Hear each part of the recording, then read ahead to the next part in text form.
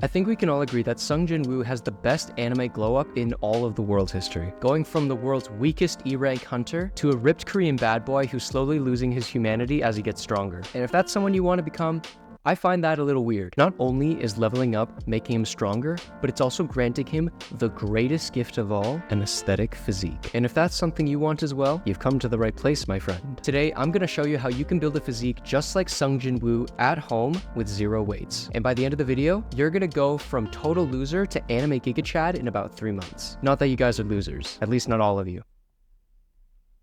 You know who you are. I'm kidding. I love all you guys. With that, let's jump straight into the physique breakdown. In solo leveling, Jin-Woo gets a reawakening after a near-death experience. And the system, whatever it is, grants him the ability to level up, enhancing his strength, and more importantly, what we're focusing on, enhancing his physique. Off the bat, Jin-Woo has a very athletic and aesthetic build. He has very well-developed muscles, but they're not too big to the level of an average juiced-up IFBB pro. Looking closer at his physique, his nice broad shoulders paired with his super slim waist gives him a really nice shoulder-to-waist ratio, creating that V-taper. Of course, like any anime physique, he's got really well-developed shoulders, upper back muscle. And like most anime physiques, he's got really well-developed shoulders, pecs, and back muscles. But there are a few muscles that I think are important to note for Jin-Woo's physique specifically. One of the first things that's shown to us as a result of his training is his super developed forearm muscles. Along with his biceps and triceps, gives him very well-developed arms overall. Secondly, Jin-Woo has some of the best abs I've seen on a character. He's got that signature V-line on his waist, accentuating his V-taper, and in some pictures he even has an 8-pack. Lastly, and this is probably a muscle most of you guys don't train that often, the serratus anterior. This muscle spans below your armpit and it connects your shoulder blades to your rib cage, and it's responsible for pushing your shoulders forward, otherwise known as scapular protraction. Having a well-developed serratus adds so much to the physique, especially the abs. Don't believe me? Here's a picture of Jin-Woo with his serratus, and here he is without. Doesn't look as good. Of course, we're not going to forget about the legs. While in season 1, we don't see his legs, from the way he dashes around dungeons, he definitely has to train legs. Besides his muscles, Jin-Woo's physique is also really conditioned. Plus, he's got incredible stamina to just be hunting boss monsters all day long. So, of course, we gotta throw in some cardio in as well. Now, we actually get a glimpse at Jin-Woo's workout routine that the system gives him. And if we take a closer look, we see it's just the One Punch Man workout. I don't think I have to tell you that this is a terrible routine, so we're gonna follow a push-pull leg split, but with a little bit of a twist.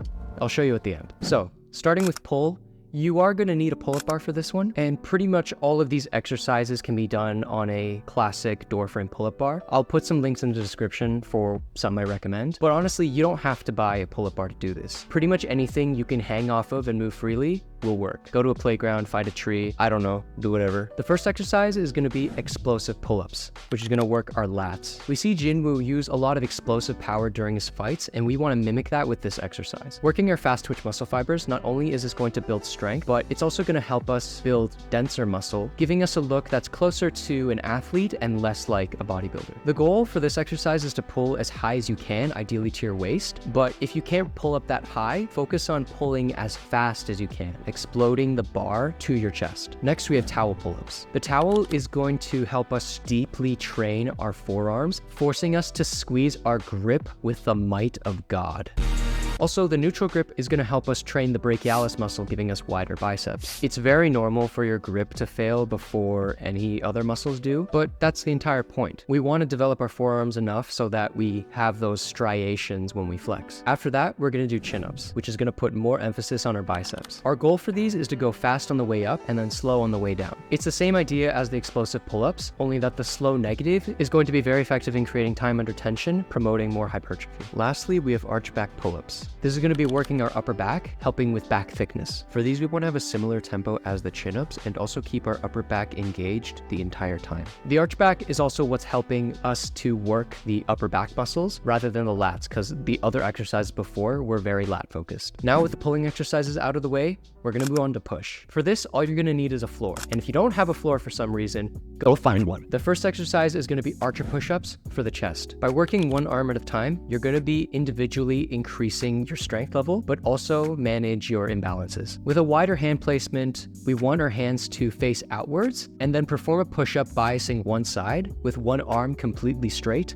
as we alternate sides. If you aren't strong enough for archer push-ups just yet, you can bend the supporting arm a little bit. Next up, we have pseudo planche push-ups. This is going to work our lower chest, especially our shoulders, but also with the scapular protraction, it's going to work our serratus anterior. With these, you want to try to make sure to maintain the same amount of lead throughout the entire rep and throughout the entire set. You can also adjust the lean depending on your strength level. Next, we have pike push-ups, a classic calisthenics exercise for the shoulders. To make these more challenging, elevate your feet and hands so that you're putting more load onto your shoulders and using more range of motion. Last on the list is going to be elevated diamond push-ups. Not only is this going to focus more on our triceps, but having our feet elevated, it's going to put a lot of emphasis on our upper chest as well. If this is too difficult for you, you don't have to elevate your feet, but just know you're not going to be targeting your upper chest as much. Now, let's move on to the legs, everybody's favorite muscle group, starting with jumping lunges. This is a very functional athletic exercise. Think of this as leveling up our agility. It's also really good for developing our explosive power and conditioning our knees, which is especially needed if you're running around as much as Sung Jin-Woo does. Next up, we have Cossack squats. This is going to work one leg at a time, but it's also going to help with hamstring flexibility. A common mistake when doing these is lifting your heel off of the ground. If the stretch is too intense for you, you can bend your leg a little bit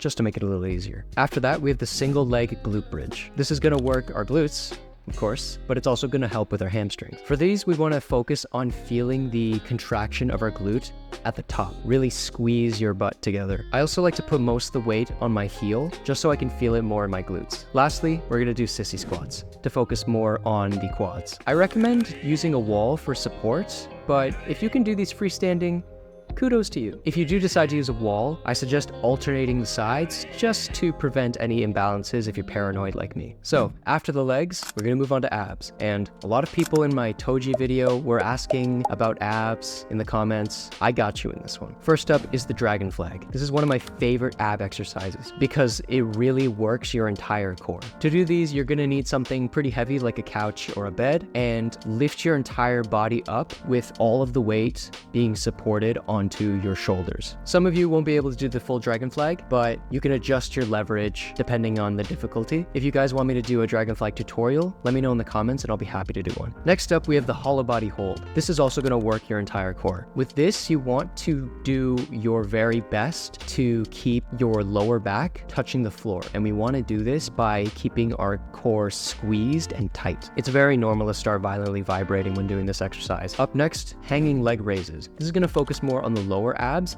and work on that V line. Try your best to lift your legs as high as you can, but make sure not to use your lats. For these, we want to hold an L-sit at the top for just a second and then lower ourselves back down. Last exercise for the core is going to be V-ups. I prefer these to regular sit-ups for no particularly good reason. On the last rep, I like to hold for 20 to 30 seconds just to really fatigue my abs and really feel the burn. Now, on top of all of our resistance training, we're gonna wanna do cardio, not only to lean our physique out and really show off our muscle definition, but also to increase our stamina. Now, there are tons of things that you can do. If you have the time every day, a good option is to just walk for 30 minutes, 5 days a week. It's a very low intensity way to do cardio, and it's very doable for anybody. If you have less time to do cardio 5 days a week, I suggest running 2 to 3 days a week. It's more moderate, steady state cardio, but it's something that I like to do. If you have absolutely no time to do cardio, then option 3 is doing some high intensity interval training or HIIT every single day for like 15 minutes at home. Honestly, any of these options can work just as long as you enjoy doing it and you do it often enough. As I mentioned before, it is a push-pull leg split, but with a little bit of a twist. I exchanged one leg day for abs. I did say it was small. Giving a dedicated day for abs is going to help us develop a core as pronounced as Sung Jin-Woo's, but of course, to compensate with one less leg day, we're going to do more sets for legs on our leg day. Hey, I'm wearing a different shirt. Of course, you're not going to get Sung Jin-Woo's aesthetic physique with just a workout plan alone. You need to go on a proper diet. And if you want to know more about that diet advice, plus some extra tips to go from skinny fat to aesthetic, you can check out my video on that right here.